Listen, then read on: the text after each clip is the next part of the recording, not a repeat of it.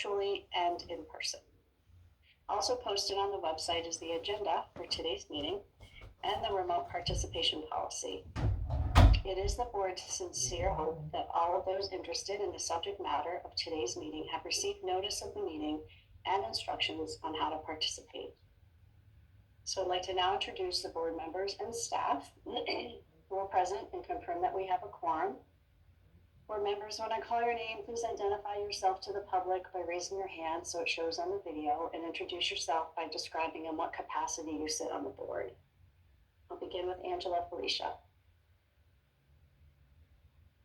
Angela Felicia, LCSW board member. Thank you. Benjamin Strick. Benjamin Strick, LCSW complaint officer, and we're having a torrential downpour where I am, and I'm getting an unstable internet, so if I disappear, I'll be back as quickly as possible. Thank you. Christopher Layton. Chris Layton, public board member. Thank you. Leandra DiTilio. Lee DiTilio, LCSW vice chair. Thank you. So we have 6 board members present, which constitutes a quorum. May I just pause and ask Ben Strick if he could turn his microphone up? You're just a little muted for me versus everyone else, and that may do the trick. Please, Ben. Thank you. I'd like to also note the following board staff members who are present: our Assistant Attorney General, Samantha Morgan, our Board Administrator, Christina Halverson, and our board staff of George Morgan and Jessica Sorello. I want to remind everyone of the statutory purpose of this regulatory board. Pursuant to Title 10 of the Maine Revised Statutes, Section 8008, the sole purpose of an occupational and professional regulatory board is to protect the public health and welfare. The board carries out this purpose by ensuring that the public is served by competent and honest practitioners, and by establishing minimum standards of proficiency in the regulated professions by examining, licensing, regulating, and disciplining practitioners of those regulated professions. Other goals or objectives may not supersede this purpose. So now we are on to minutes, review, and approval. Agenda item number 2. Do board members have any edits or comments to make about last month's minutes? And if not, do I hear a motion? I'll make a motion to accept the minutes. Thank you, Lee. And I can second that. Thank you, Angela. I'll take a roll call vote. Please say in favor, opposed, or abstain. Angela Felicia. In favor. Benjamin Strick. In favor. Chris Layton. In favor. Lee DiTilio. In favor. Linda Butler, in favor. The motion passes 5 in favor. No, it doesn't. Excuse me. We're all in favor, 0 opposed. How come I can't get my numbers right? Okay, it's 5. I said earlier there were 6 board members, but there really are only 5. Yeah. Good thing we're not taking a math test today. Okay. Linda, are you able to hear me better? Yes, thank you, Ben. That does help. Lee's nodding too. Okay. Great. We are on now to we have an agenda item 3 of a hearing, and we got notice yesterday that that was canceled and an amended agenda. So is there any more comment on that, or shall we move on to item 4, complaint presentations? The adjudicatory hearing has been canceled because the original consent agreement that the board offered was signed and fully executed by the licensee, the attorney general, and the board chair. So we don't need to have it anymore. Okay, thank you. That explains it. I was a little curious about the timing. Yeah, it was last minute. All right, let's move on to complaint presentations. It looks like there are 8 on the agenda. I will turn this over to, I think, our complaint officer, Ben Strick, to carry us through this section. So I believe, I'm sorry. Angela, board member Felicia, is this one you have to recuse? Let me look at the numbers again.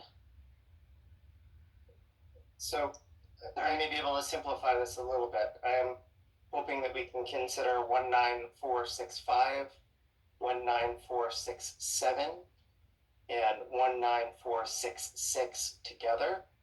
And then there will be some additional information that was provided as part of 19601 that we may want to consider with the previous three, although that case can be reviewed separately. And I do need to recuse from the first three Ben mentioned, 19465, 19466, 19467. Okay, we put you in a waiting room. Thank you.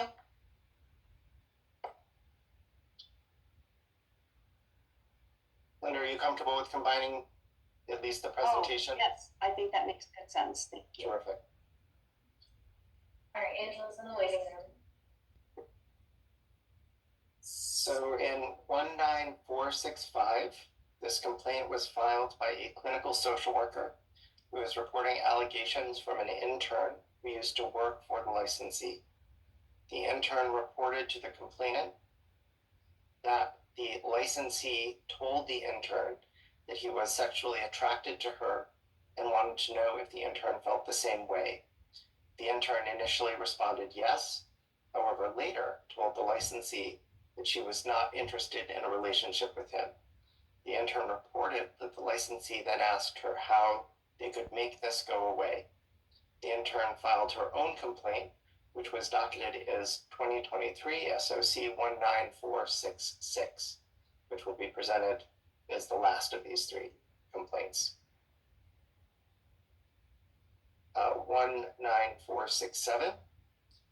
This complaint was filed by the director of a social work program who states that in August of 2023, 2 clinical social workers received 4 reports from MSW graduates that the licensee had engaged in non-consensual communication through text messages that were sexual in nature with the same intern who filed the complaint in 2023 SOC 19446. It's one we're going to review next. The complainant states there were many text messages between the intern and licensee.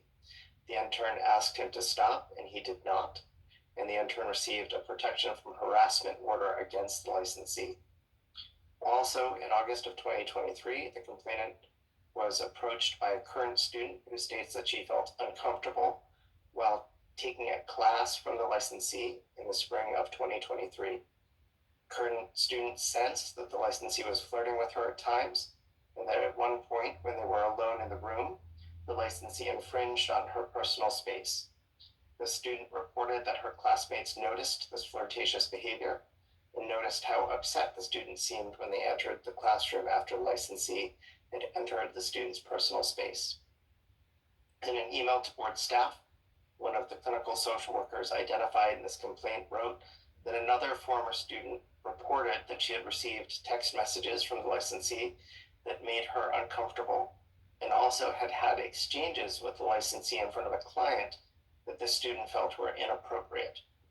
The student provided a statement to the board's investigator, which states that in December of 2022, the student texted the licensee to thank him for approving time off on a specific date and added that no boss had approved that date off for her before. The licensee responded, "That's because you've never had a boss that gets you or respects you like I do." The student felt that messages crossed a boundary. Some time after that, the student was shadowing the licensee while the licensee was providing psychotherapy to a client with problematic sexual behavior. The topic of informed consent was discussed, and the licensee illustrated this for the client by stating, for example, if I wanted to have sex with the student, I have to directly say, student's name, do you want to have sex with me? The licensee continued the example for the client by speaking hypothetically about how the licensee and student might agree on the details of the sexual encounter in a way that was mutually empowering and informed. At the end of the session, the licensee pulled the student aside to apologize to her and tell her he should not have used the student as an example. Moving on to 2023 SOC 19466. The complaint was filed by the intern referred to in 19465 and 19467. She states that she first met the licensee when she was a student in an MSW class in January of 2022. In April of 2022, the licensee offered her an internship at his agency, which the complainant began in May of 2022. She shadowed the licensee 40 hours a week, nearly every week from May 2022 through August of 2022. The complainant states they exchanged many text messages during those months. The complainant alleges that during the summer, the licensee would make comments to her after sessions with clients that she was the client's type physically, that he wasn't surprised they were ogling her. The licensee also made comments about how petite and juvenile the complainant appeared. At first, the complainant believed the comments were educational, allowing her to better understand problematic sexual behavior. The complainant started to get uncomfortable when she noticed the frequency of the licensee's comments, nearly 2 to 3 times a week. She also felt uncomfortable about comments the licensee made to her about a breakup she was going through, including, "He doesn't deserve you, and you're too amazing to stress about guys like that." The licensee also told her about a fantasy novel he was writing, and how one of the protagonists is named a nickname that she prefers to go by. The complainant stopped accompanying the licensee to classes he taught, and the licensee told her that driving alone without the complainant did not feel the same. The complainant states that the licensee also bought her gifts, including a pair of sneakers the complainant states cost $300, study materials for her licensing exam, Celsius drinks, supplements to help with her migraines, a clock for her office, and a stuffed animal.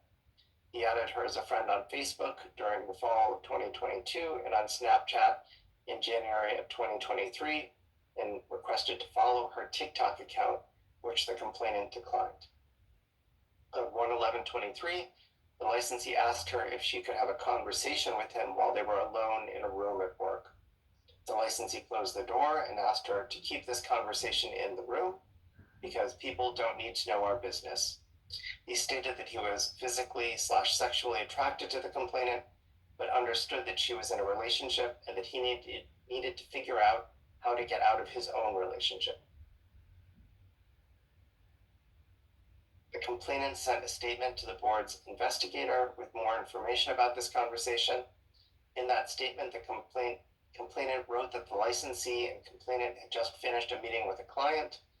The client's treatment provider, the client's probation officer, the complainant, and the licensee were present for this. A few minutes after the meeting ended, the licensee asked her if she had a few minutes to chat with him. The complainant stated that she did, and he shut the door to the internal office, leaving the room empty other than the licensee and the complainant. The licensee then proceeded to applaud her performance in the meeting, highlighting a few points that she had made. The complainant thanked him for his appreciation and asked him if that was what he wanted to discuss with her. He said no. He told her he was feeling nervous and flustered, and the complainant observed the licensee had a flushed face and sweat on his brow. The complainant became nervous due to his appearance, but encouraged him to continue. The licensee then complimented her on her work as an intern, her tenacity as a future provider in the field, and her dedication to treating this population. He finished his compliments by adding, "And that's why I wanted to tell you that I am sexually attracted to you." The rest of the complainant's response to him were mainly nonverbal, besides the occasional yes. After stating he was attracted to her, the licensee then continued his compliments, making statements such as, "Your eyes are captivating, you are such a beautiful woman, and karmic destiny speaks for itself on this one." When he asked the complainant if she felt the same way, she said yes, out of fear of losing her job. After this, he discussed that he understood that she was in a romantic relationship and that she had to figure that out, and that he was going through a breakup currently. He discussed that he knew it would be awkward for the complainant to work alongside his ex-partner at the agency, but that he would find a replacement. He stated, "I'm excited to explore this opportunity with you," and discussed the age gap was none of his concern. The complainant was 23 years old at the time, and the licensee was 51 years old. In the complaint, the complainant states that she called her mother after this conversation, who told her she needed to have a conversation with the licensee to clear things up. The complainant was distraught because she was not attracted to the licensee. He was her professor, supervisor, boss, and mentor, and she looked up to him. The complainant texted him and asked if they could talk, and the licensee called her. She told him that conversation caught her off guard and that she was hesitant to disagree with him based on her paid position and an offer she had received from him to get her clinical social work license at the agency. The complainant states that the licensee apologized and stated he misconstrued the complainant's emotions and should not have crossed that boundary. The complainant accepted his apology and asked if they could essentially just forget it happened and move on, and the licensee agreed. On 1/30/2023, the complainant believed she was drugged with a date rape drug by someone other than the licensee, and the licensee took her to the hospital because the complainant was not capable of driving and did not have anyone else to take her.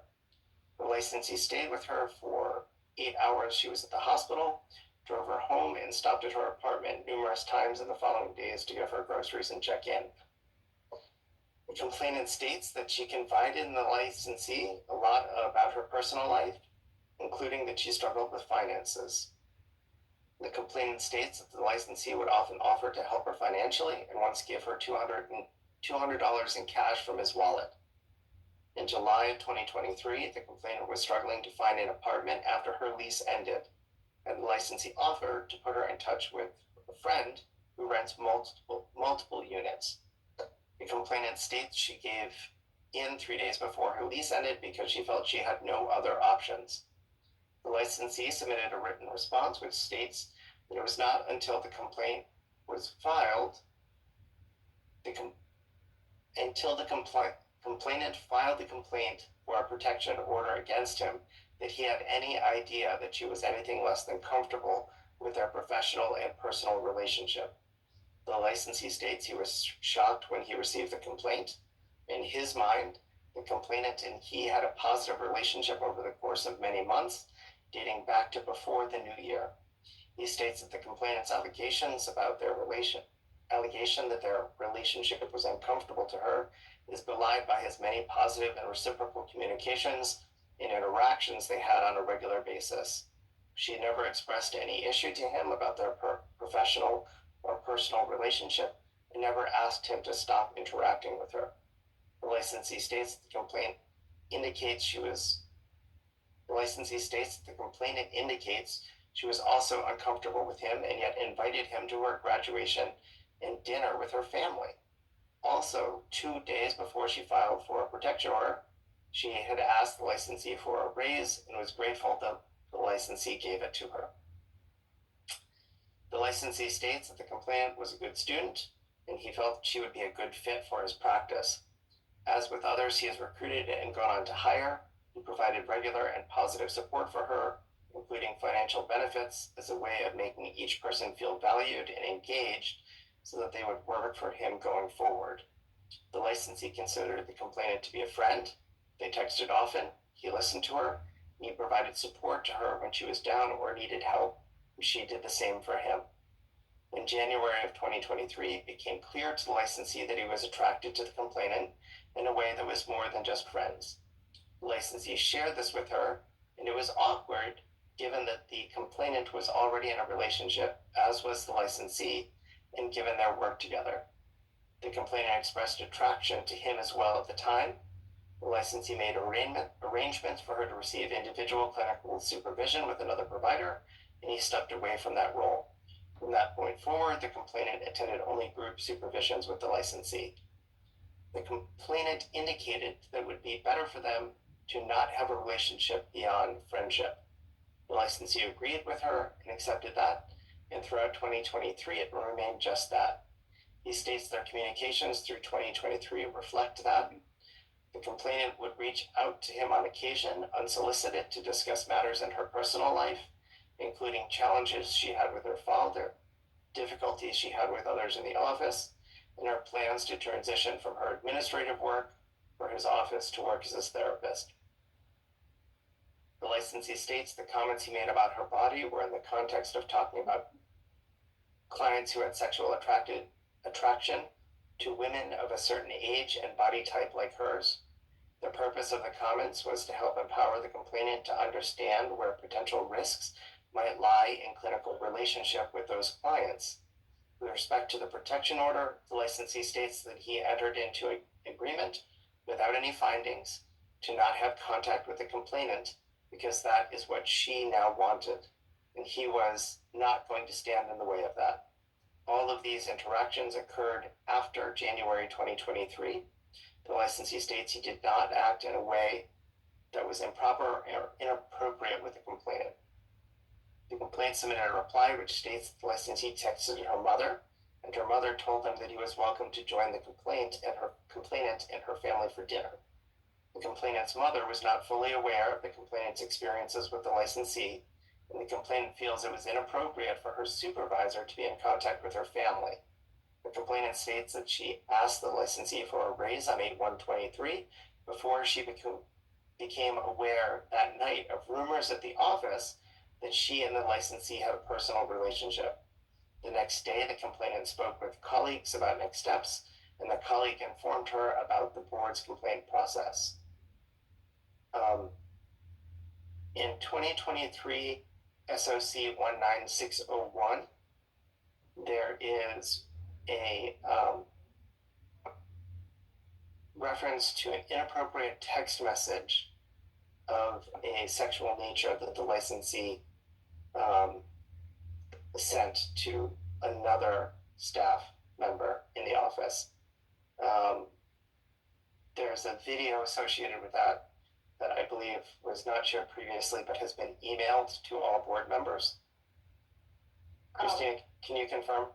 I just emailed that. I also emailed a letter we received just yesterday in 19467. So I just sent 2 emails. I didn't do it last night because we got it late, so I wanted to make sure that the board had it.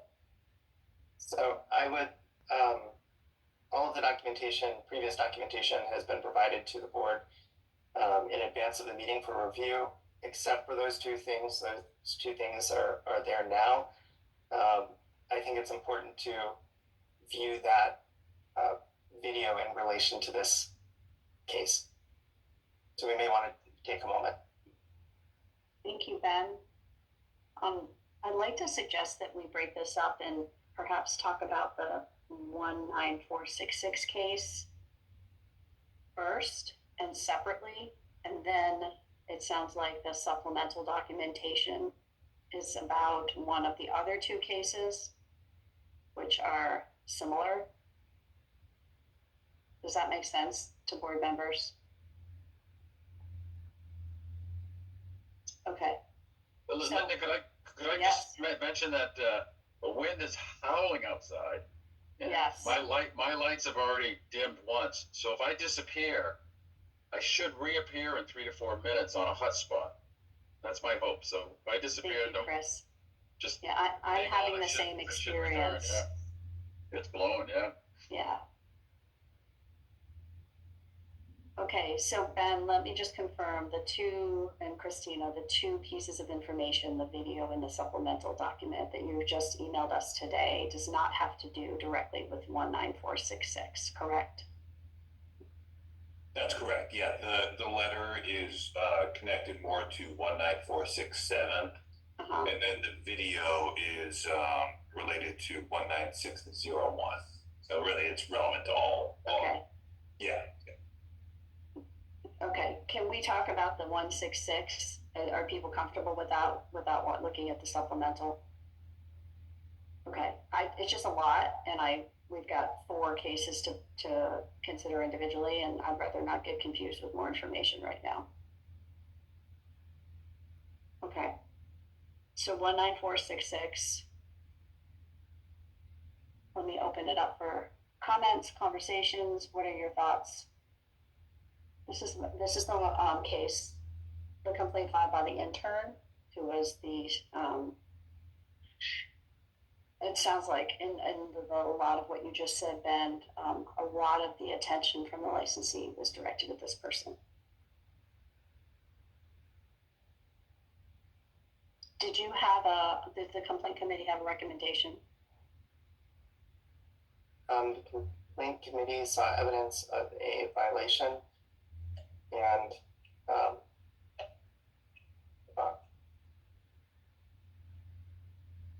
would consider NASW 2.07 sexual harassment.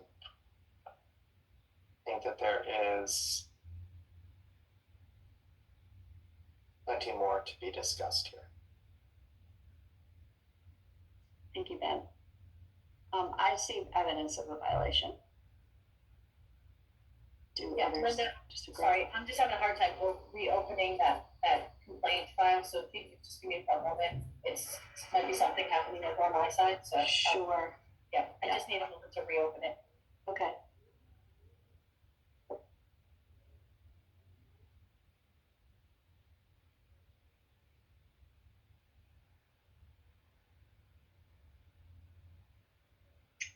I'll say for my part that I supervised a lot of people over a lot of years, and this person violated about every rule I could imagine in being a supervisor. So the only question in my mind is which and how many rules of conduct he violated in the social work field. So I want to listen to you folks as to what you folks think about that. And I appreciate the idea to separate it. I wonder if it might also be helpful to consider this as a pattern of behavior from one person towards another, towards multiple people, and that it might be helpful to think about that as overall one kind of sanction that we would be considering, rather than breaking it apart, because it's all similar. Yeah. It is. This was one of the trickiest that we've gone through in terms of information coming in from multiple sources and trying to keep it straight. Okay, it sounds like then you're suggesting that we look at the documents, which is perfectly fine. You just need to guide us through the tangles as we get confused about what goes with what. But I appreciate what you're saying. That makes good sense. And Samantha, you may be able to also offer some insight here. I think you've done a wonderful job of keeping this straight throughout the process.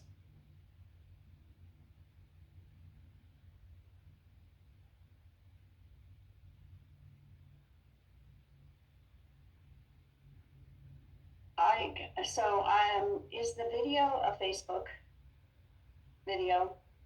Yes, it is. Okay, so I can't access that. I have to have it sent to a different address that I can't. Lee has the same issue I do. So if we could have a minute to transfer it to another email and then open it on a different device, we need a few minutes to do that. Do we? Should we take a short break while we do that? Well, I don't know. Are we allowed to do that while we're doing board business? Christina? I think if you need a few minutes, yeah, you can. The board can take a break. You just won't discuss the matter during the break. Right. Okay, why don't we take 5 minutes and see if we can take a look at these two documents then. One document and a video, and we'll come back. And I would add that you need to watch the video with sound. Okay, thank you.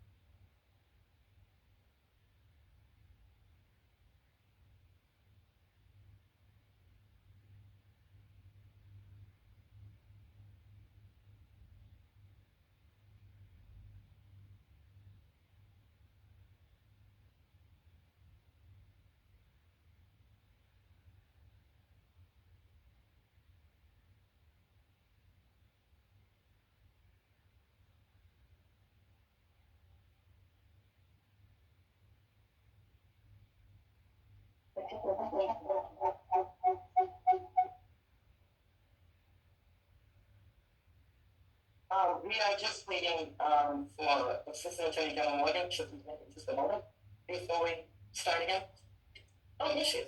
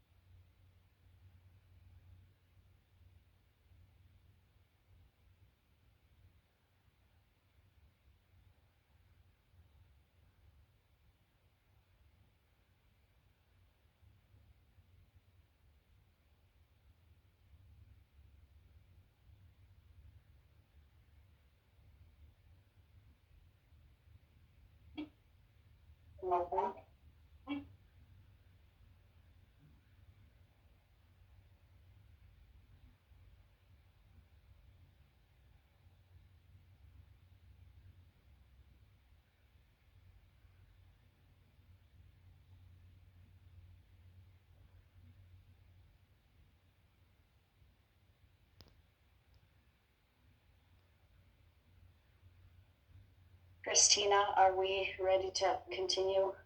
We all set? Yes, we are. Thank you. Okay, terrific.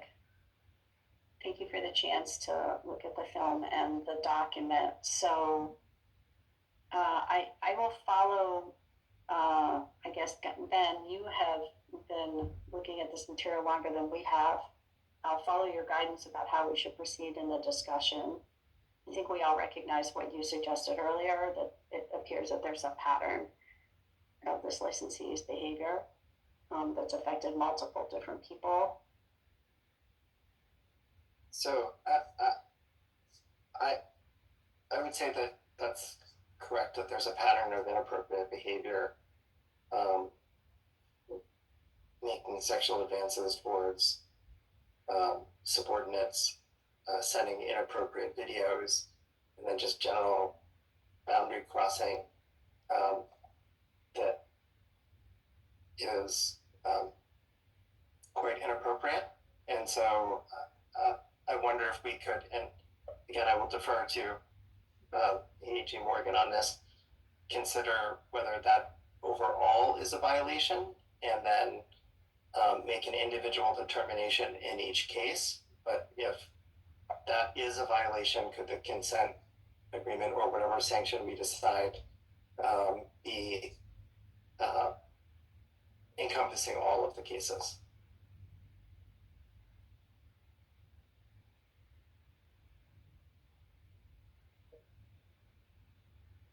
Samantha, would you be able to weigh in on this?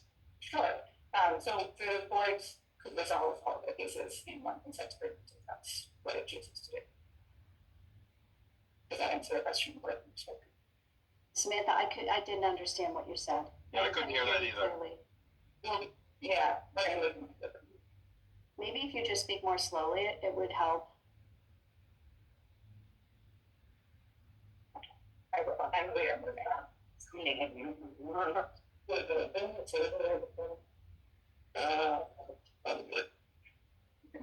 How's that?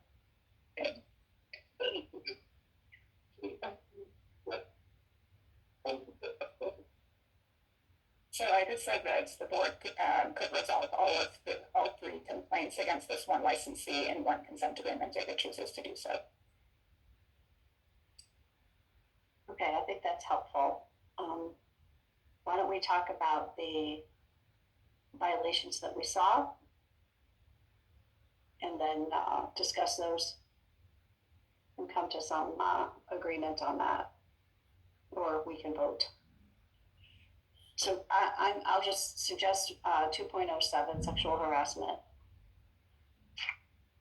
One of the individuals actually filed a harassment complaint. I can suggest another 2.06A, which is about relationships, including verbal and physical contact. And Linda, I wonder about 3.01C, supervision and consultation. Yeah, and I thought B also. B is boundaries and C is or multiple relationships. Exploitation. Although, Yeah. I don't know if that I would say that was really established by consent, but Right. it may be covered enough with B. Yeah, I'd be okay with B. Yeah. And then, do we look at chapter 10? Lee, did you say another one? I'm sorry. No, I was 1B is fine. Okay. And then I wondered about chapter 10 in our rules. Yeah. I'm just writing this down. I know. We need to open that or Yeah. get it. Do people have the rules handy? Access.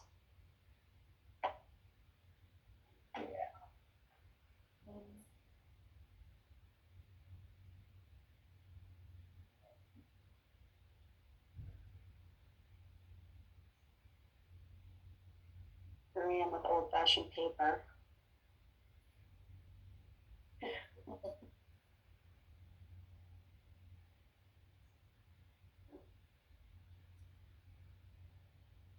Lee, do you want to direct to where exactly in town?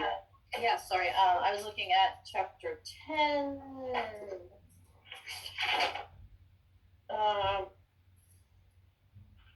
Chapter 10, I guess 10. G.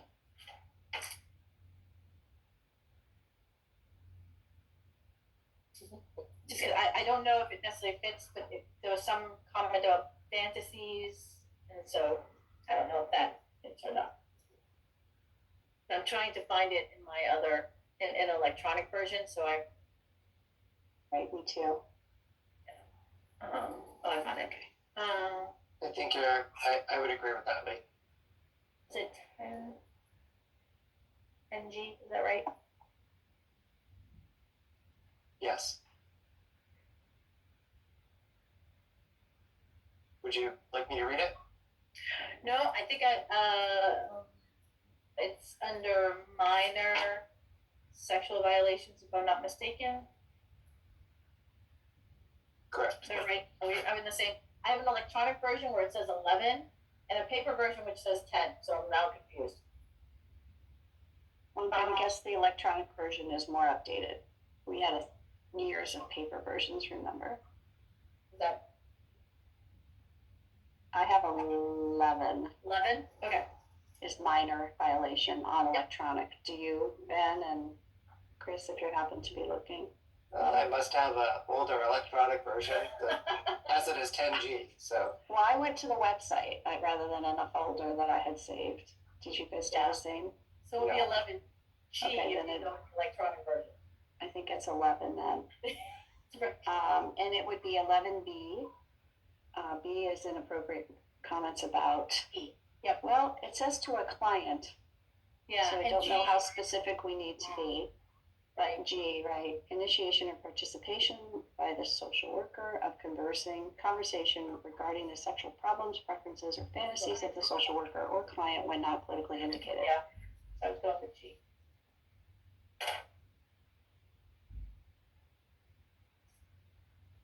But then so everything is social client, so. Ben, did you have anything from the rules that you identified that was not directly about the relationship of the clinician with the client, but more of a professional? What about 15? Under the same chapter. We did not, Okay. identify Can you- that.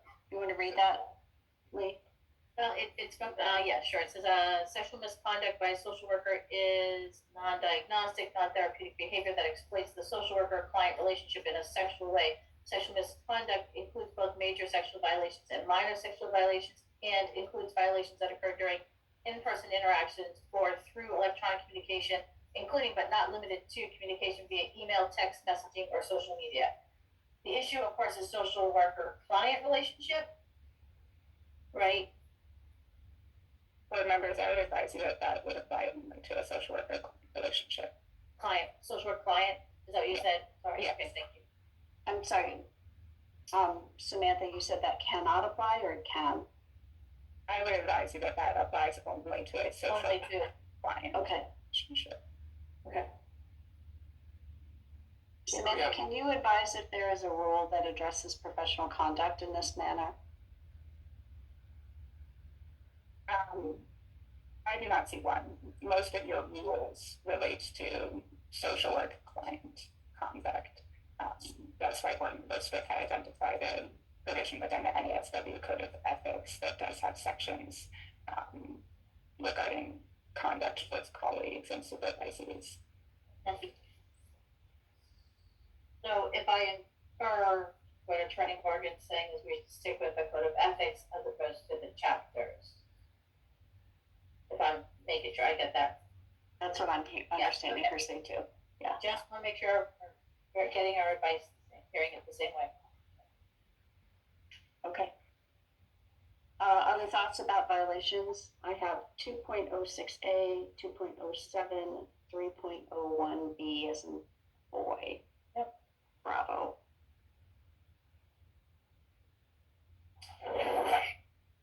I'm just taking another look, but I believe that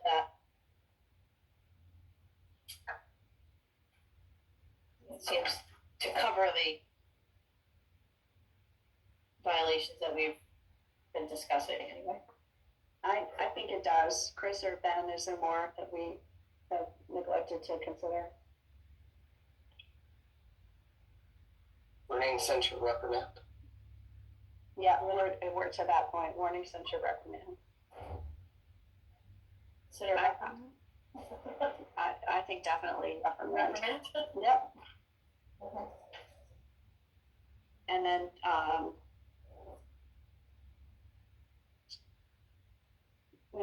we've got a sanction to consider, disciplinary response. I'll just go through the list, unless, I can start and then Samantha cannot help, as usual. License suspension, up to 90 days per each violation. Civil penalty, 1,500 per violation. Or we can impose a condition of probation or revoke the license. Probation, as you know, is usually getting further education or consultation. What are folks thinking is an appropriate response to this series of events?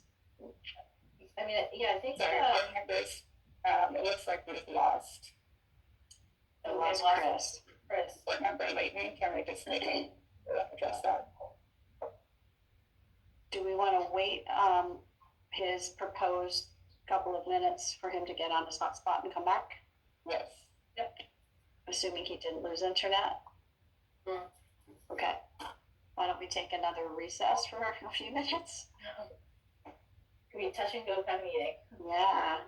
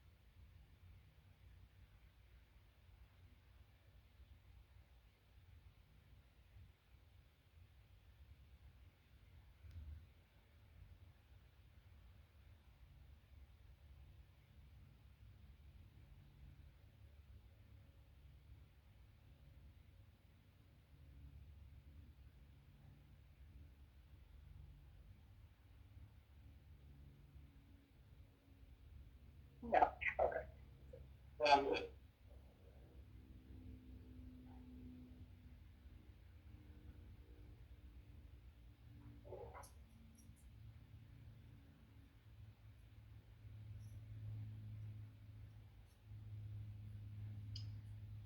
back, and we lost our power, but it came back on.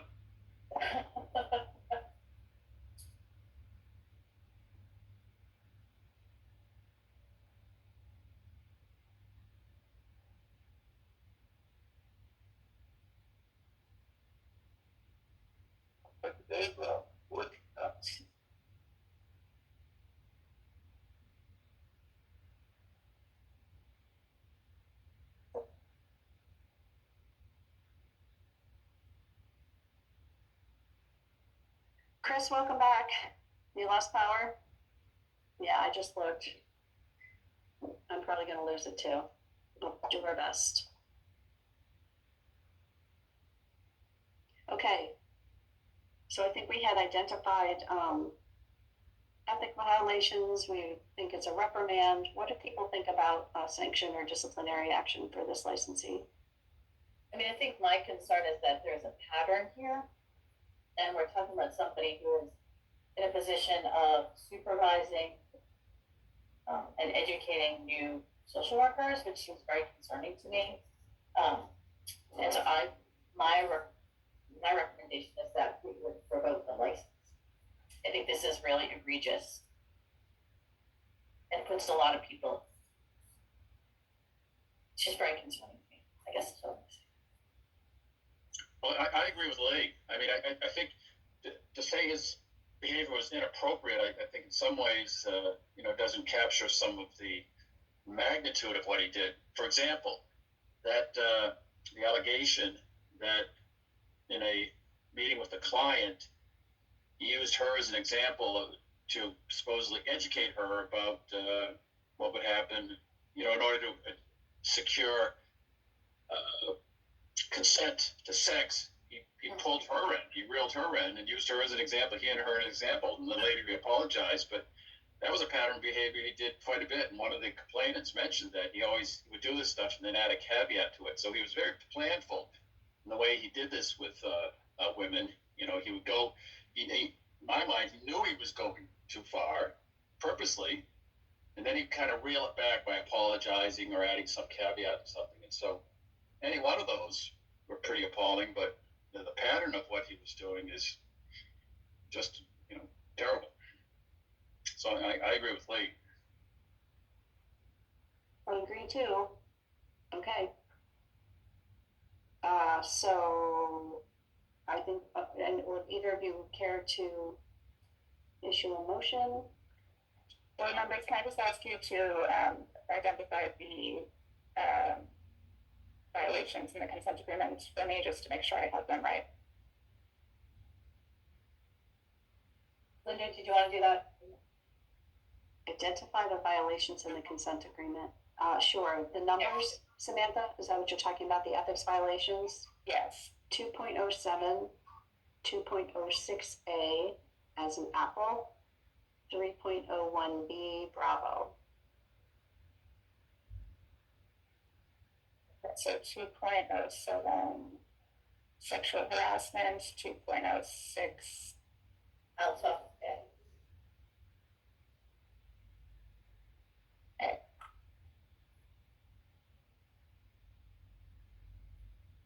Okay. And then you have a reprimand and revocation for the sanctions? Mm-hmm. Yes. Okay, I have that. Thank you. Great.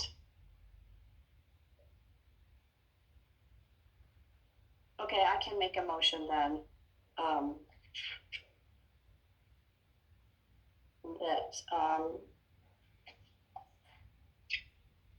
We dismiss, but oh no, we're not doing that. We're not even referring for hearing, are we? You technically, the motion would be that you are offering this consent agreement, and if the consent agreement is not signed, you authorize your staff to second the agreement. So there is, okay, terrific. So in the consent agreement, we would issue a reprimand for the violation of the Code of Ethics 260A, 207, and 301B, and have a revocation of license included in that as a disciplinary response. Okay. Do I have a second? I'll second. Thank you, Lee. I'll do a roll call vote then. And please say in favor, opposed, or abstain. Angela Felicia is recused. Ben Strick, Abstain. Chris Layton, In favor. Lee DiTilio, In favor. Linda Butler in favor. The motion passes 3 in favor, 1 abstain, 1 recused.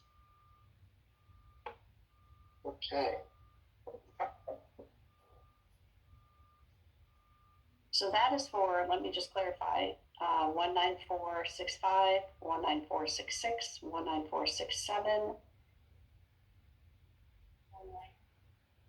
And that's it, right? Correct. Okay. We are now moving on to 19601. Great. So this complaint was filed by the licensee's former employer, which is the same agency where the licensee. Board Member Strick, can I just stop you for a second? Yes, please. So I think we, since we're moving on to a different licensee, I suggest bringing Linda Thank you.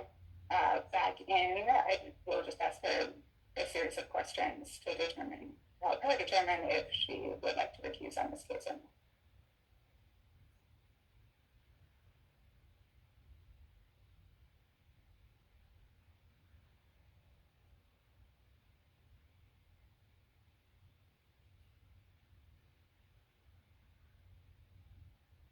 Hello, Angela. Welcome back. Hello. It's going to take us on to the next item. So before you do that, Board Member Felicia, the board is considering or about to consider case number 2023 SOC 19601. And as you know, this is a complaint filed against a licensee that is a different licensee from the prior 3 cases that you recused on.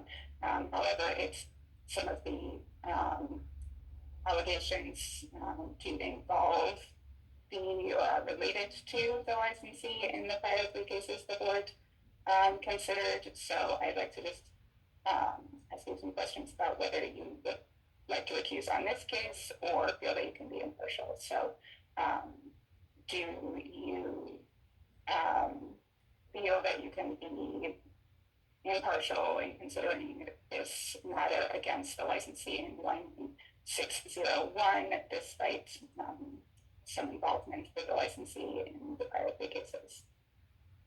Yes, I do. I don't have any knowledge of the licensee in this case or the complainant in this case. Okay, so if you feel you can be impartial, then are you going to remain and participate? Yes, I can remain impartial. Okay. So this is 2023 SOC 19601. This complaint was filed by the licensee's former employer, which is the same agency where the licensee in 19465, 19466, and 19467 used to work. Complainant states that due to the allegations against the licensee in those cases, various employees chose to terminate their employment with the agency.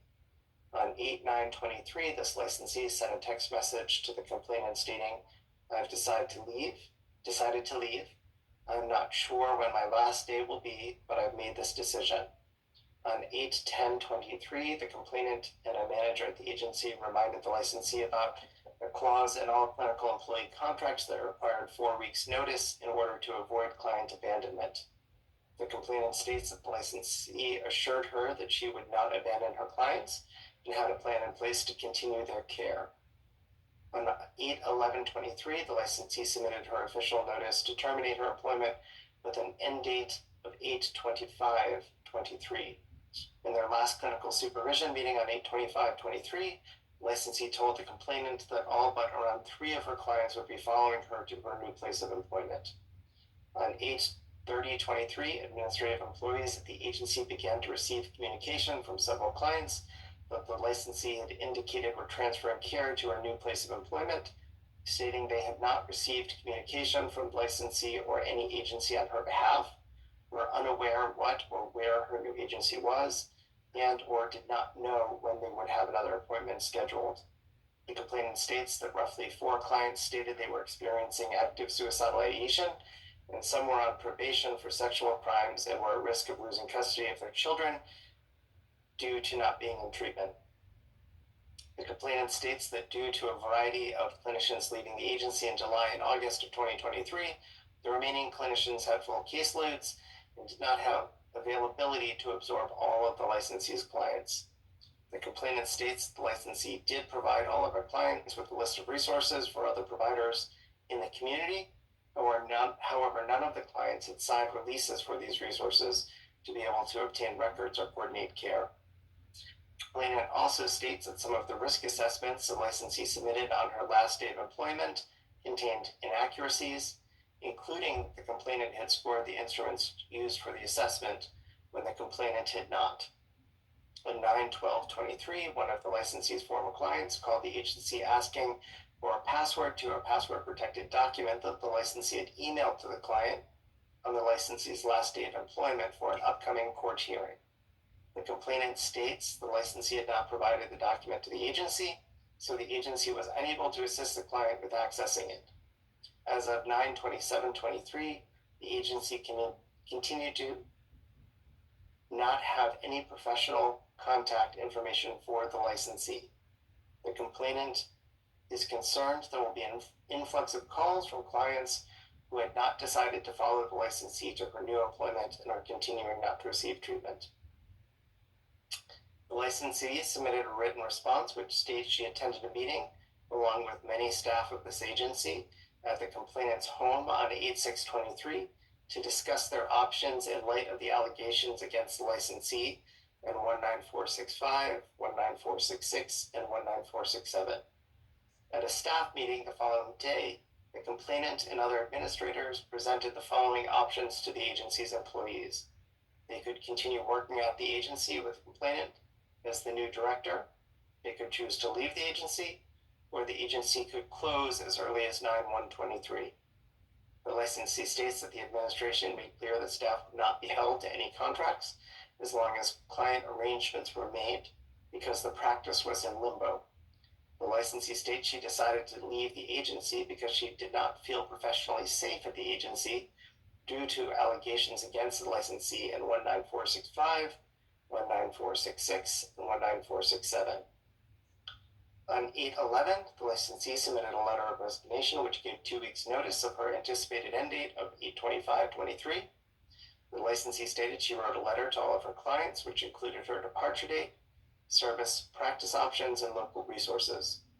The licensee states that she discharged clients who she had not seen or heard from in the past 30 days and who are not scheduled for a future appointment, according to the agency's policy.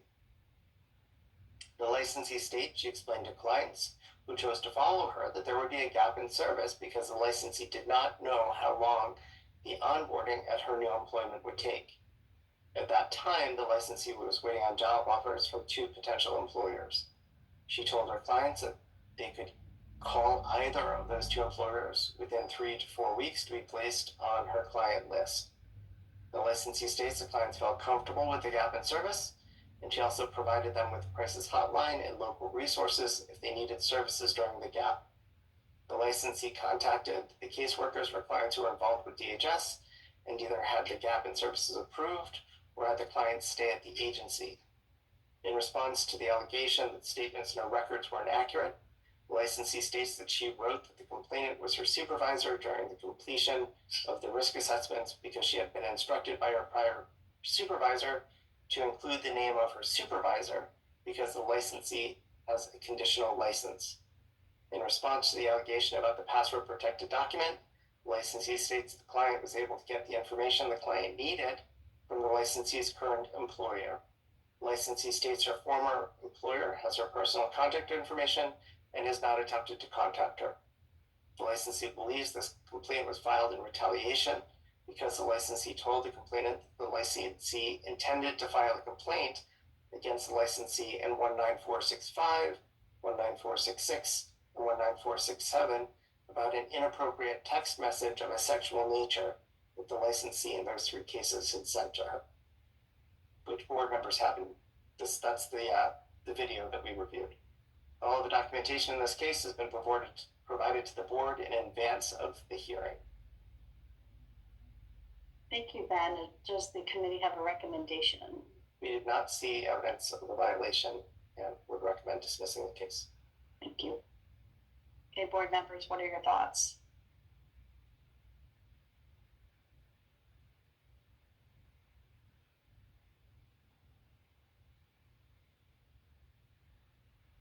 I did not see a violation here in this complaint.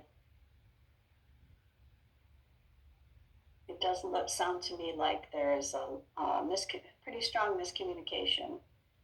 And that's what sounds like a chaotic time frame in that agency's operations. But I agree, I did not see a violation either. Chris or Lee, did you see anything that we are overlooking? I didn't. I thought that maybe in a social work class exploring such things, that this would be a good case study on how not to do it. But whether it rises to a level of violation is a separate question, and I didn't see it. Okay. Folks, if I would offer a motion to dismiss, do you want to discuss any other response, letter of guidance, any of that? I'm not interested in it, but I'm happy to hear. Sounds like a very challenging time. Yeah. Things can go wrong during challenging times. Okay, I will make a motion to dismiss. I'll second. Thank you, Lee. I will take a roll call vote. Please say in favor, opposed, or abstain. Angela, Felicia. In favor. Ben Strick. Abstain. Chris Layton. In favor.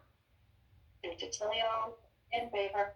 Linda Butler in favor. So the motion passes 4 in favor, 1 abstain.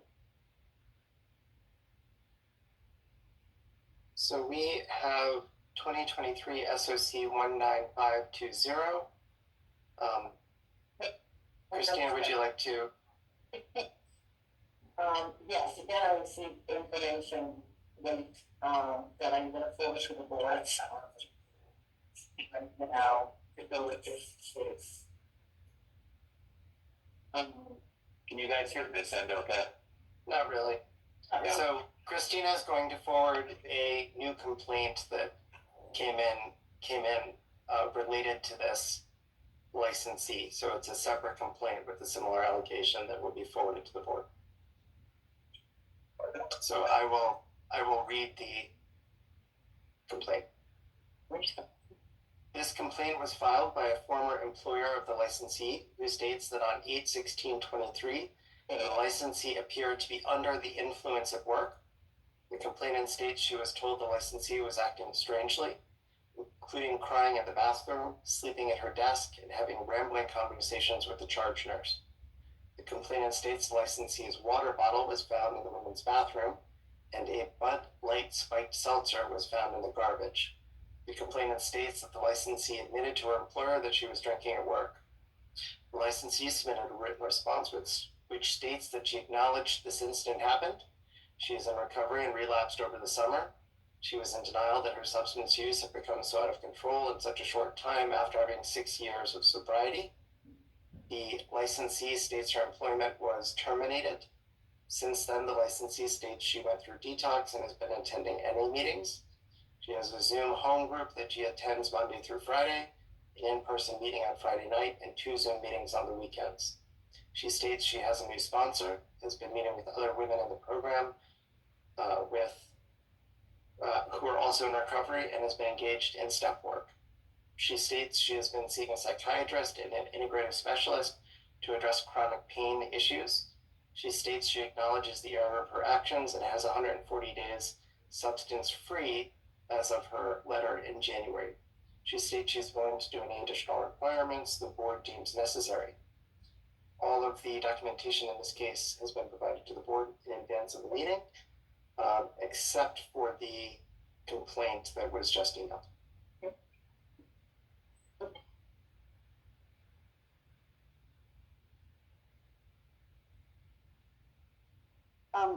Thank you, Ben. Did the committee have a recommendation? Committee saw evidence of a violation. Practicing social work when physical or mental ability to practice is impaired by substances, Board Rules Chapter 16 and NASW 4.04 impairment. I would. Sorry, 4.04 4.05 impairment. impairment. NASW. Sorry, I just missed that. Thank you. I would add that I appreciated the licensee's openness in their response and would have been much less concerned had we not received the follow-up complaint.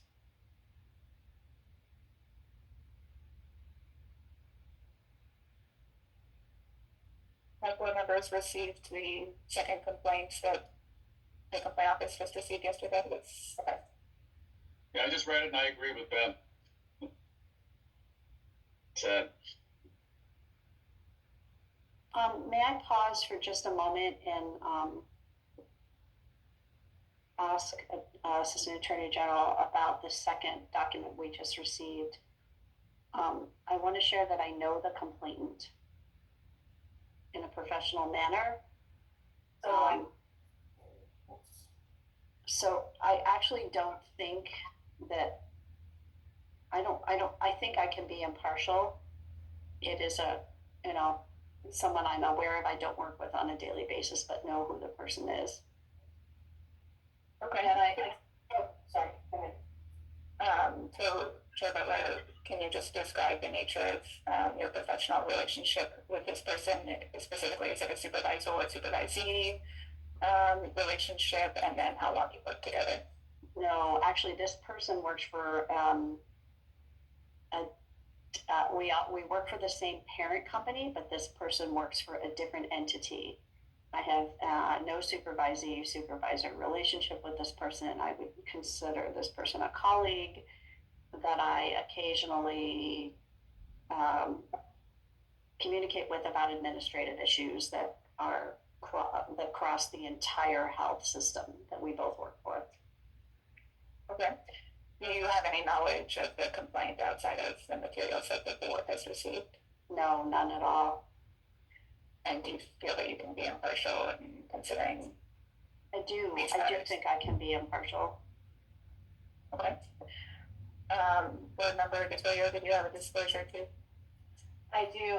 So I know the complainant and actually was this complainant's supervisor up until about 12 months ago. I don't know the social worker identified in the complaint, but I know the person filing the complaint. For the same reasons that Chairperson Butler mentioned, but also that I was this person's supervisor as well, as I mentioned up until about a year ago. Okay. And what is the current nature of your professional relationship, if any? At this point, I would say we are colleagues. But not supervisor or supervisee. Right. And I think you already said this, but do you feel you can be impartial in considering this matter? I do. E.G. Morgan, I am also aware of the licensee who submitted the complaint. Okay. And is that because of a professional or personal relationship? Professional relationship, community colleague. Okay. And what is the current nature of your professional relationship? Community colleague. Have you ever had any other professional relationship with this complainant? No. And do you know any information about this matter other than what's been submitted to the board? No. Do you feel you can be impartial in your role as a complaint officer in this? I do. Okay. Does anybody else have any disclosures?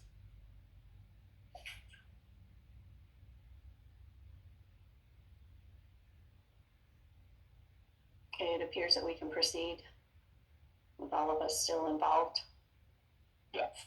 Okay, thank you. I can't remember where we were, other than Ben, you had recommended some areas that the committee had noted, chapter 16 and 4.05 in the code as areas of violation. 4.05, look, that's impairment. Alpha, it does look like that.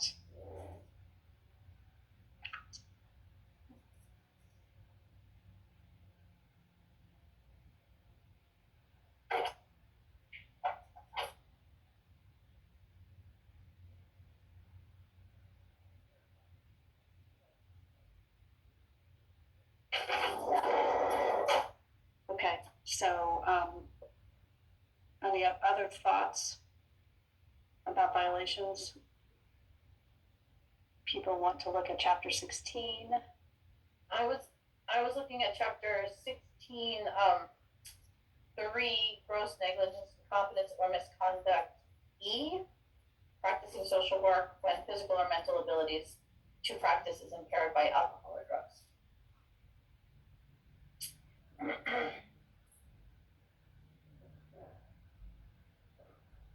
Okay, thank you. And what are people thinking in terms of response, disciplinary response? Is this a warning, censure, or reprimand?